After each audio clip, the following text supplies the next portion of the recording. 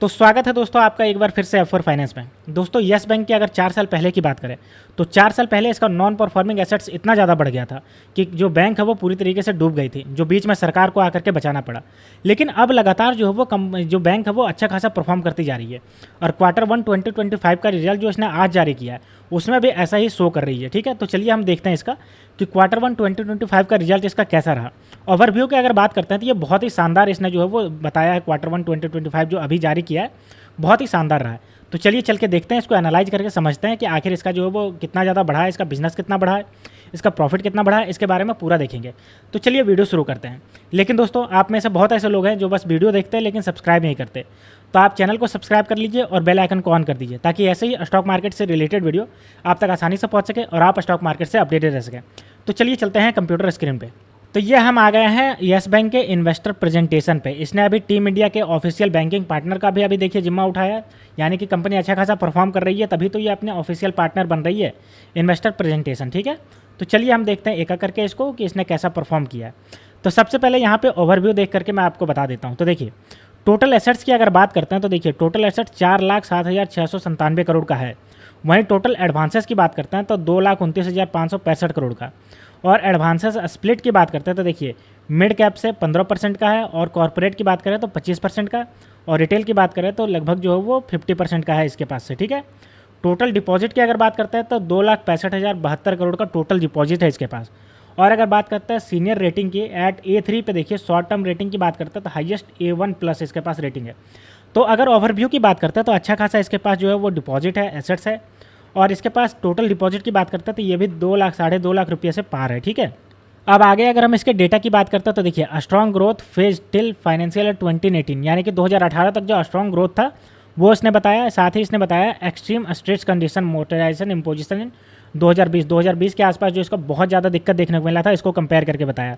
Market cap जो 2018 के आसपास था 70,206 करोड़ और उसके बाद 2020 के आसपास 28,176 करोड़ हो गया। वहीं अगर हम कासा की बात करते हैं, कासा मतलब कि क्या ये करंट अकाउंट और सेविंग अकाउंट 73,176 था इसका। और अभी देखिए कासा जो है वो 2020 के बाद 28,063 है। ठीक है, वहीं अगर हम बात करते हैं इसके एनपीए के ग्रॉस एनपीए, तो ग्रॉस एनपीए देखिए 1.3% था और उसके बाद बढ़ करके 16.8% हो गया। तो यही जो इसका ग्रॉस एनपीए बढ़ा था जो कि लगभग 17% के आसपास हो गया था, इसी की वजह से ये बैंक डूबा था और इसी को सरकार को आकर के फिर इसको लिफ्ट करना पड़ा।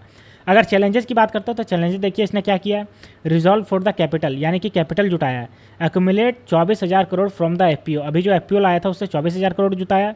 उसके बाद बात करते हैं तो वॉन बैक द डिपॉजिटरी, यानी कि 2.5x ग्रोथ हुआ है इसके डिपॉजिटरी में जो इसमें पैसे रखने की बात कर रहे हैं। तो उसके बाद अगर बात करते हैं तो investor in the guaranteelization loan and the depository, यानी 2x इसका जो है वो रिटेल और एसएमई लोन इसका बढ़ा है।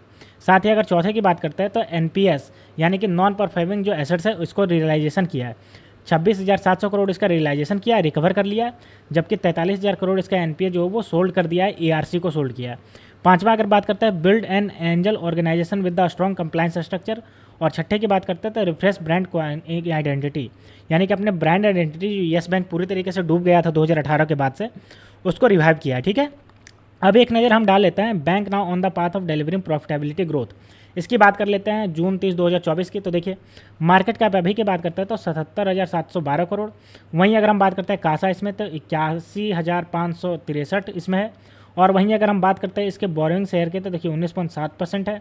और ग्रॉस एनपीए की अगर बात करते हैं तो 1.7 है। तो आप देख सकते हो जब 2018 में क्राइसिस आया था तो 16.8% था और अभी घट करके 1.7% है। ठीक है, और आरओई की अगर बात करते हैं तो 0.5% इसका आरओई है। ठीक है, तो ये सब आपने देख लिया। अब हम इसके Q1 2025 के रिजल्ट को एक ग्लांस में देख लेते हैं ओवरव्यू, उसके बाद हम देखेंगे इसका पूरा रिजल्ट। तो देखिए टोटल एसेट्स की बात करते हैं तो 4,07,697 करोड़ और बात करते हैं ईयरली बेसिस पे तो देखिए 14.5% से बढ़ा है। वहीं अगर हम बात करते हैं इसका डिपॉजिट तो डिपॉजिट देखिए इसका 2,65,072 करोड़ हो गया और ईयरली बेसिस पे 20.8% से बढ़ा है। वहीं अगर हम बात करते हैं इसका नेट इंटरेस्ट इनकम की तो देखिए 2,244 करोड़ और 12.2% से ईयरली बेसिस पर बढ़ा है। वहीं अगर ऑपरेटिंग प्रॉफिट की बात करते हैं तो देखिए 885 करोड़ और ये भी 8.2% से बढ़ा है। और अगर प्रॉफिट आफ्टर टैक्स की बात करते हैं तो 502 करोड़ जो कि आपका देखिए 46.7% से बढ़ा है। अगर नेट इंटरेस्ट मार्जिन की अगर बात करते हैं तो 2.4% का है जो कि 2.5% से बढ़ा है। ठीक है, और यहाँ पे अगर हम ग्रॉस नेट परफॉर्मिंग एसेट्स की अगर बात करते हैं जो मतलब उधार दिया और वापस नहीं आ पाया, 1.7% रह गया है। जबकि अगर हम बात करते हैं Q1 2024 में तो 2% था, तो 2% से घर करके 1.7% रह गया, तो ये तो अच्छी बात है।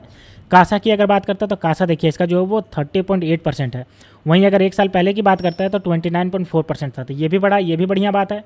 और अगर नेट नॉन परफॉर्मिंग एसेट्स की बात करते हैं तो 0.5% रहा, और एक साल पहले 1% था, तो ये भी अच्छी बात है। नॉन परफॉर्मिंग एसेट्स मतलब कि जो एसेट्स को अगर ये किसी को लोन दिया और वो डिफ़ॉल्ट कर गया, चुका नहीं पा रहा है, तो वही होता है नॉन परफॉर्मिंग एसेट्स। ठीक है, तो ये आपने देख लिया इसको ग्लांस में। अब चलिए हम इसके पूरे डेटा को देखते हैं जो इसने जारी किया। ठीक है, इसके पूरे डेटा को देखेंगे तो ये हमारे पास देखिए इसका आ गया प्रॉफिट एंड लॉस स्टेटमेंट। तो चलिए एक करके मैं आपको बताता हूँ। तो यहाँ पे देखिए प्रॉफिट एंड लॉस स्टेटमेंट। सबसे पहले हम बात करते हैं नेट इंटरेस्ट इनकम। तो नेट इंटरेस्ट इनकम देखिए Q1 2025 में 2244 करोड़। वहीं एक साल पहले अगर हम बात करते हैं तो एक साल पहले देखिए 2000 करोड़ है, तो 244 करोड़ एक्स्ट्रा हुआ है। अगर क्वार्टर बेसिस पे बात करते हैं तो 4.2%, और ईयरली बेसिस की बात करते हैं तो 12.2% है। ठीक है, बात करेंगे non interest income. Non interest income से अगर आया है इसका तो देखिए 1199 करोड़ आया है, और वहीं एक साल पहले 1141 करोड़ है। ठीक है, तो ये भी बढ़ा है। और इसका अगर बात करते हैं ईयरली बेसिस पे तो 5.1% से बढ़ा है।